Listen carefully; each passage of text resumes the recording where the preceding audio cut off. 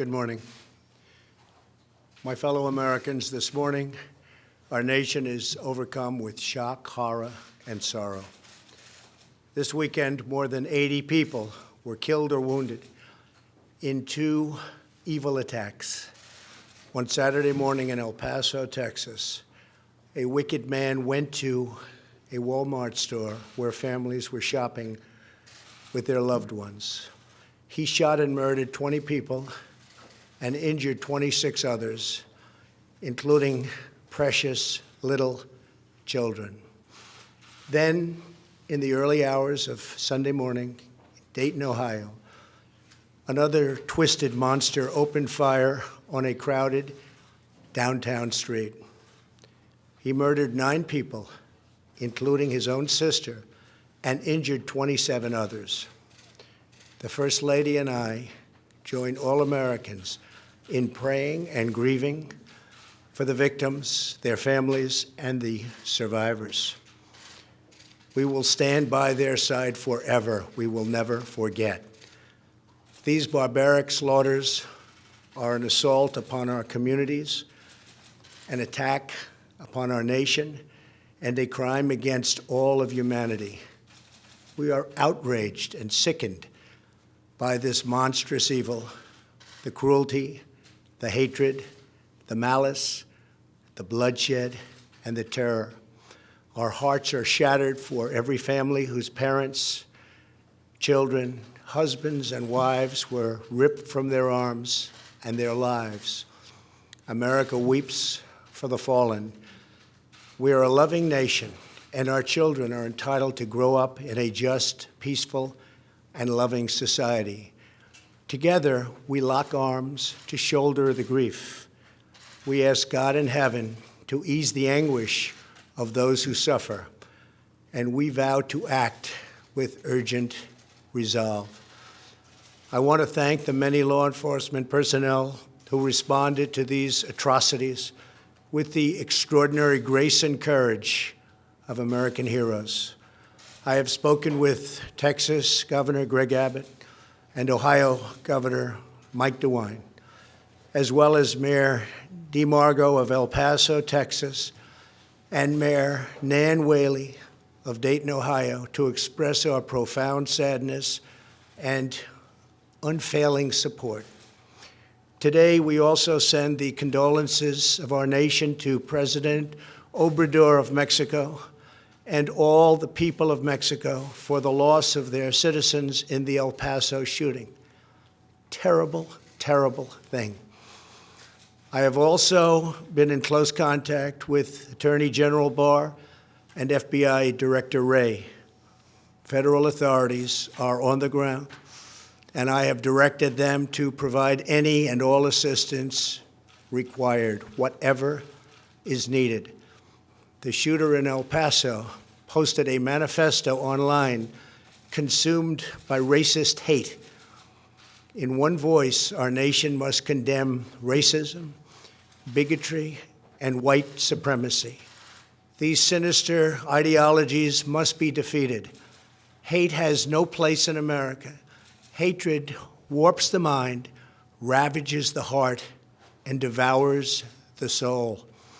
We have asked the FBI to identify all further resources they need to investigate and disrupt hate crimes and domestic terrorism, whatever they need.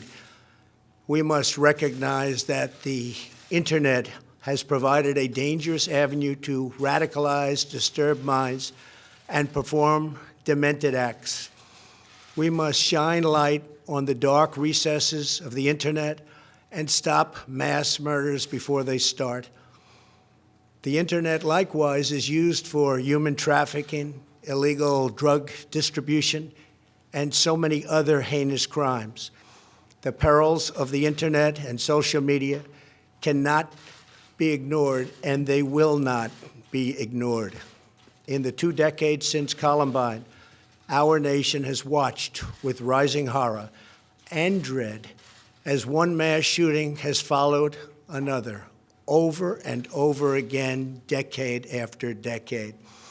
We cannot allow ourselves to feel powerless. We can and will stop this evil contagion.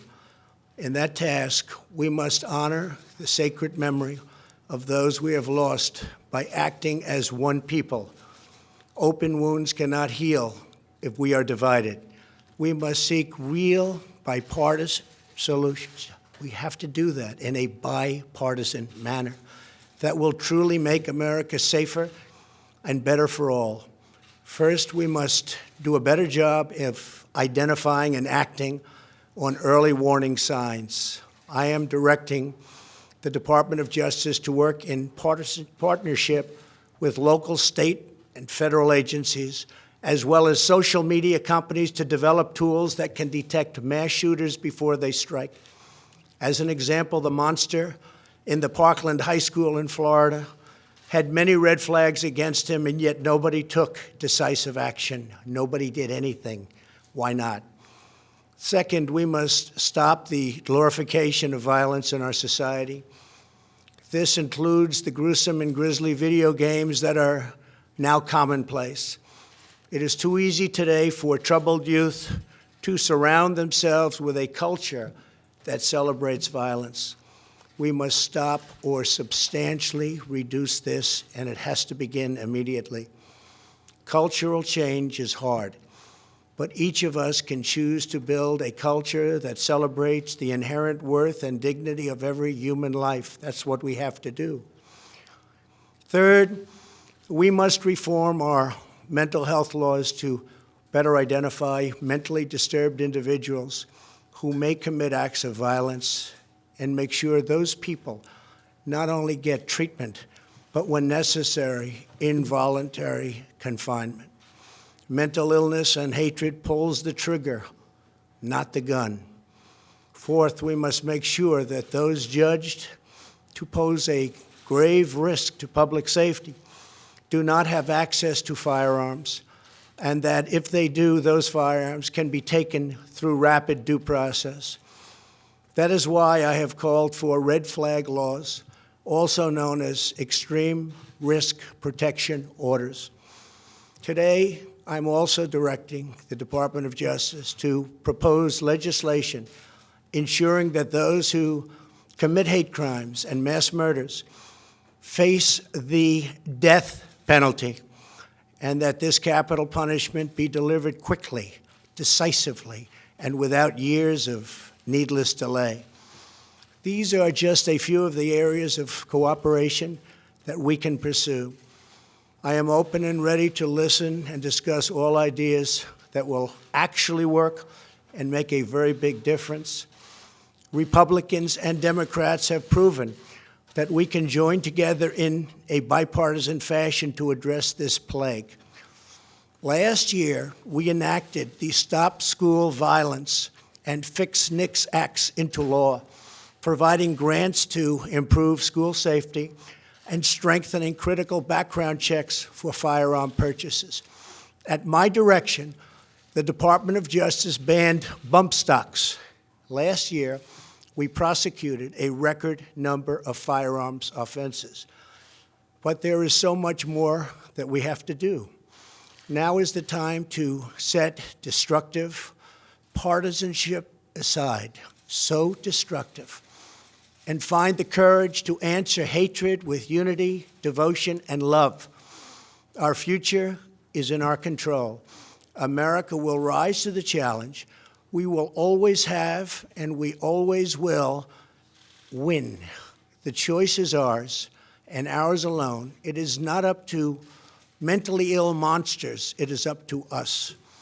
If we are able to pass great legislation after all of these years, we will ensure that those who were attacked will not have died in vain. May God bless the memory of those who perished in Toledo. And may God protect them. May God protect all of those from Texas to Ohio. May God bless the victims and their families. May God bless America. Thank you very much. Thank you.